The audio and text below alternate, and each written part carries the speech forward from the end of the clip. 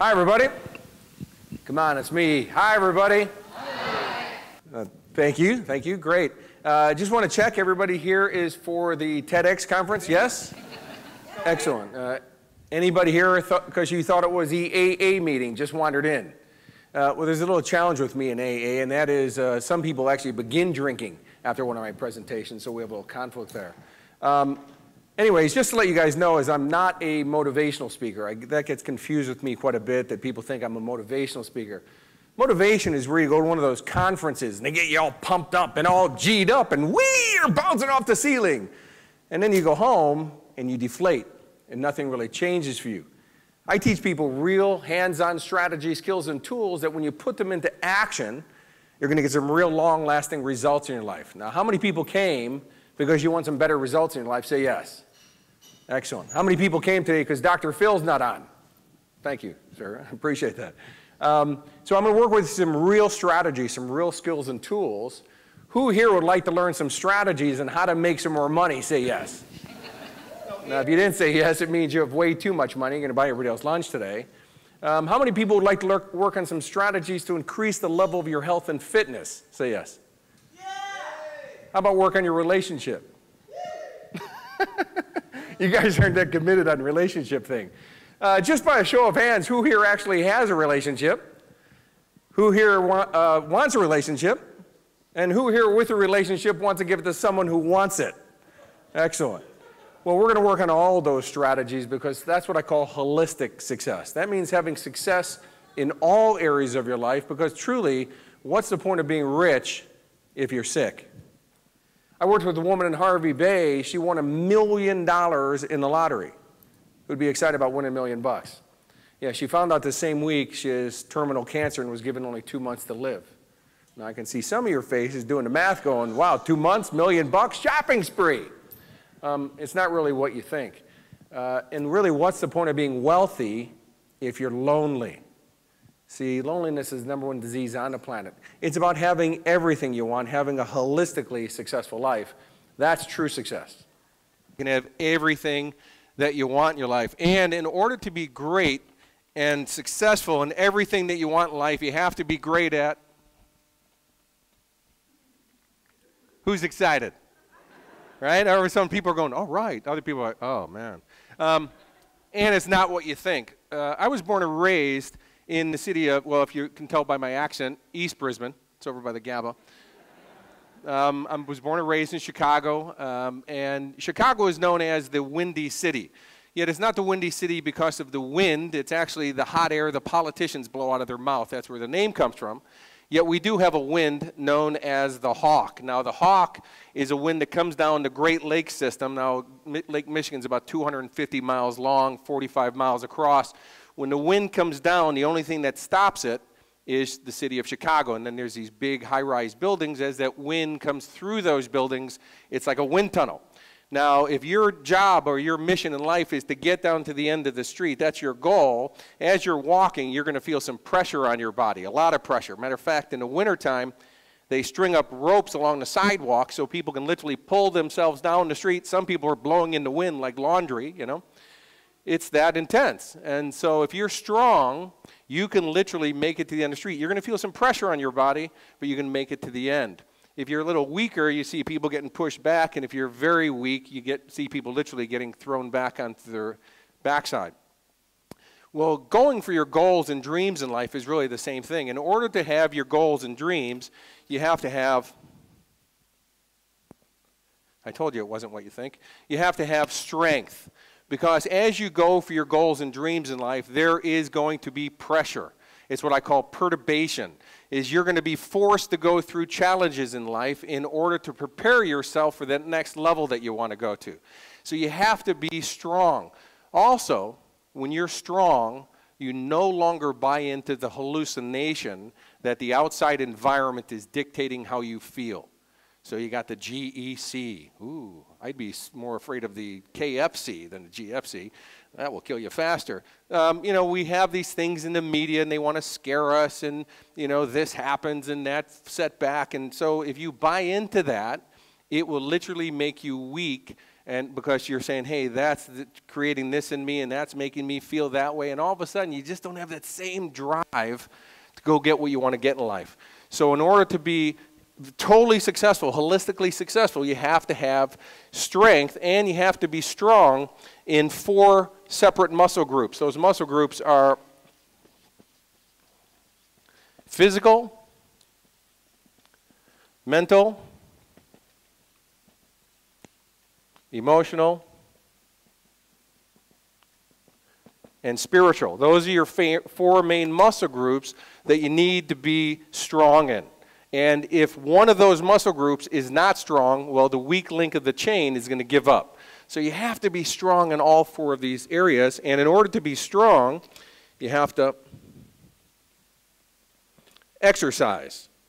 All of a sudden, the sex thing doesn't really fit the way you thought it was going to fit.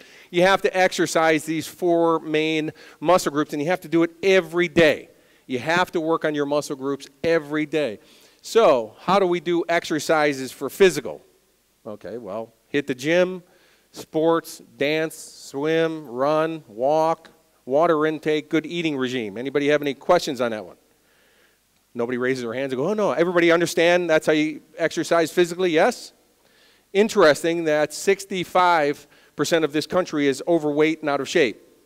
Now, even if you didn't know that, the exercise regularly and eat better quality of food, all you got to do is watch TV, and you got all those commercials for the Abdur and the Abdominizer and the bed punch, and they also have a new one. It's called the Ab Lounge. Now, this one's really good. There's a place for your chips and your remote, and you just sit there. My abs must be working. I don't know what happens, but we all know what to do, but most people aren't doing what they know. Does that make sense? It's the people who take action that get rewards that the other people don't get. Just a little bit. But here you have to do this. And a lot of people say, but I don't have time. I don't have time to do this. Okay.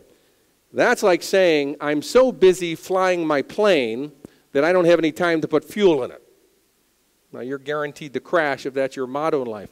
So you have to do these exercises. Physical, mental. Your mind's a muscle. You have to work those muscles every day. So how do we work the mental muscle? Read from books. I know a great one. I would love to respond. Audio programs. Learn a foreign language. Look up a couple of vocabulary words every day and try to use those words in a sentence or in a conversation throughout the day. Do something to expand your mind and you stay strong. Matter of fact, science is proving these days that people who regularly work their mind have less chance of getting dementia. See, because either in life, either you evolve or you dissolve. Nothing stays the same. So you want to keep it strong. Emotional. This is a very, very, very important muscle because we are emotional creatures, human beings. We are not as rational as we'd like to be. We're actually more emotional. Every purchase we make, matter of fact, in business, a customer doesn't buy your product, your service, or your idea. They buy the way they feel about your product, your service, and your idea. So it's all emotional. So it's a very important muscle. Now, how do we exercise it? Well, number 1, hang out with positive, happy people. Quit hanging out with pissed off, angry, negative people. Your family. I mean, look. I love my family. There's a reason I live on the other side of the world. Please don't tell them where I live. They'll try to move in with me. I love my family. I'm very different from my family. I always have been. I have always been deemed the weird one. I'm the weird one because I don't think like the rest of the tribe. I don't act like the rest of the tribe, and I certainly have some unique results that the rest of the tribe doesn't have. My own sister hasn't talked to me in like 15 years because she's upset that I'm successful. Does that upset me? No, of course not. Because she may not want to be, my family member anymore, but that doesn't mean she gets my happiness. Do you understand that? That's that emotional muscle that you have to be strong in. We've all had things in life that have let us down, that haven't turned out the way we wanted to, and yet that doesn't mean they have to get your happiness. Matter of fact, Buddha said that there is no way to happiness. Happiness is the way. See, when you're happy, it's easy to go achieve. Yet a lot of people, they want the stuff in their life to make them happy. And some examples of that would be Elvis Presley, Michael Jackson, Heath Ledger, Kurt Cobain, John Belushi. See, these are people that thought, when I get the success, when I have all the fame, when I have all this, then I'm going to be happy. But guess what? They got all those things and found out that that doesn't bring them happiness, that happiness is an internal choice. And now they're going, well, wait a minute. If this didn't make me happy, there's no chance for me to be happy. And so they start to try to manufacture their happiness until it destroys them. The ultimate goal, ladies and gentlemen, for everything is happiness. I mean, why do you want a nice car? Why do you want a nice house? Why do you want the partner of your dreams? Why do you want to be successful? Because you think it's going to make you happy. Well, guess what? Go for happiness first, and the rest is easy to achieve. And so this is a very important muscle. Also, do things nice for yourself. Be kind to yourself. Quit beating yourself up so much. Instead, acknowledge yourself for what you're doing approximately right. Pat yourself on the back for everything. Skip. If you're in a bad mood, it's impossible to stay in a bad mood when you skip. Now, if you try it and you're staying in a bad mood, it looks like this. But if you actually do it, it's impossible to stay in a bad mood. So those are one of the exercises. And the last one that I really find very powerful is called reframing, which is very easily asking a very, very powerful question, which is, what's great about this? So no matter what situation you're going through, you ask yourself, what's great about this? And you can use this anywhere, anytime. I'll give you a great example of it. A few years ago, they diagnosed my father, who was my hero, with cancer. Now, they said, you're going to make it. He's going to make it. He's going to be fine. About a week later, they said, we made a mistake. This is going to be terminal. So I'm talking to my father literally every day as he's going through these things and everything. They gave him 6 months to live. That week, I book a flight home. Now, I'm going to be on Sunrise in Sydney that week, so I book it for the day after. The day before sunrise, I get a phone call in the middle of the night, and they say, your father's going to die tonight. And I said, no, he's not. I just talked to him about 6 hours ago. That's impossible. You're sounding fine. They said, he took a turn for the worst. He's going to die tonight. I said, it's my dad. He's Superman. Dads don't die, you know. Anyways, they said, Kurek, face the fact. I said, I'd like to talk to my dad. They said, he's too weak. I said, please put my dad on the phone. Is he conscious and awake? And they said, yes. He'll know it's you, but he probably won't be able to answer back. So I got my dad on the phone. I said, Dad, it's me. We don't have a lot of time right now. I will always love you. I will always make you proud. Surrender and go to peace. My father smiled. He closed his eyes and passed away. Care nurse got on the phone and she said, your father just passed away. You're the last person who talked to him. And he knew it was you and he smiled and he passed away. And I said, great. Hung up the phone. The first thing I asked myself is, what's great about this? Well, my dad died when I was 44, not 4, for 4 months. I had a great relationship with my father. You know, I got to have those final words with my dad. My dad got to go to the grave watching his son be a success. My dad actually took me out of the will, and my stepmom called me up to say, hey, I feel bad to tell you this. Your dad took you out of the will. And how many people here would be upset if your family took you out of the will? I was excited. See, because to me, it means that my dad knew I didn't need it. And when I talked to my stepmom, that's what she said. She said, yeah, I didn't know how to tell you that, but your dad said you're so successful that you won't need what I have to give you. So, he gave it all to my stepmom. And I said, that's the way I want it to be anyways. So what's great about this works in every situation in life, and it will literally turn over to the other side of the coin of what you're looking at, from anything negative to something feeling good, and emotionally you get strong again. So we understand the exercise for this. And spiritual. Now, spiritual is not religion. Spiritual is connecting to source, to be one with the Spirit, right? That's what spiritual is about. And I'm not a religious person, yet the Bible says if you do not know love, you do not know God, because God is love. Well, that means the most powerful force in the universe is love. And if you ever study human beings and the ones who have achieved the greatest amount, they've always been the ones who've used love as their driving force, the love of their children, the love of their partner, country, cause, mankind, something. They use that power to make us superhuman. So it is the most powerful force in the universe. And if you really want to be spiritual, well, that comes through self-love. See, ladies and gentlemen, the biggest challenge that human beings face in every situation in our life is the self-love issue. See, because if you really loved yourself more, you wouldn't allow yourself to stay poor, you wouldn't be fat, you wouldn't rip somebody else off, you wouldn't smoke cigarettes. I mean, even a smoker would never stick a cigarette in their infant baby's face, because you go, why wouldn't you? I mean, you smoking it, because I love my baby. I would never do that. But they'll do it to themselves. See, that's a self-love issue. So in order to connect the source, that means we have to amplify our own self-love. And that's what it's all about. And so how do you exercise that muscle? Well, first, every morning, get to the mirror, look at yourself eye to eye, and go, I love you. I love hanging out with you. Yeah, you've messed up a few times in life. You're still awesome. Love you. Fantastic. It works. I know it seems weird. It really works. See, because we've been trained that to love yourself is egotistical. I'm going to tell you to not love yourself is egotistical, because E-G-O, edging God out. You're separating yourself from the oneness, which is the ultimate called love. So amplify your self-love. Be kind to yourself.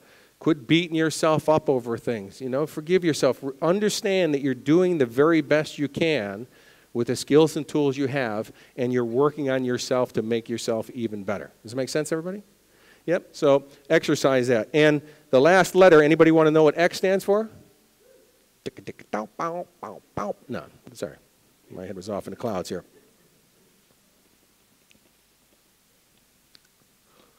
Excitement. You have to do it with passion and enthusiasm. You have to do your exercise with passion and enthusiasm. A gentleman named Wallace D. Wattles in 1907 wrote a book called The Science of Getting Rich. And he said that getting rich is not the result of doing certain things, it's doing things in the certain way. The certain way that he's talking about is with passion and enthusiasm. Anything you've ever been great at in life, those are the things that you were most passionate about. Right? So if you're not great at it, get passionate, and you get great. The root word of enthusiasm is entheos. In Greek, that means the God within. So as you can see, you have a little more power on your side when you're passionate and enthusiastic. And that's the way you have to go at it every day. Work on your muscles, because then these are what I call your success muscles. You get stronger and stronger every day. You vibrate a different energy, and things start to show up. So I have one question for you before I go, and that is, how many people here believe in your heart and soul that you're a very good person? Say yes. Yep. So if a good friend of yours lent you a car, a really nice car, BMW, Ferrari, Mercedes-Benz, and they went away for a while, and they asked you to take care of their car as they went away for a while, when they came back asking back for their car, how many people here would make the attempt to give them back their car in the same shape, if not better, than the way it was given to you? How many people would do it? I knew you would. Well, ladies and gentlemen, this is the vehicle your Creator gave you to house your soul through your adventure through life. So when you're asked back for it at the end of your adventure, at the end of your journey, make sure that it's in the same shape, if not better, than the way it was given to you. And I'm very honored to be in your presence. And remember that all your dreams come true when you make the decision to make them come true. God bless. Thanks for having me. Thank you.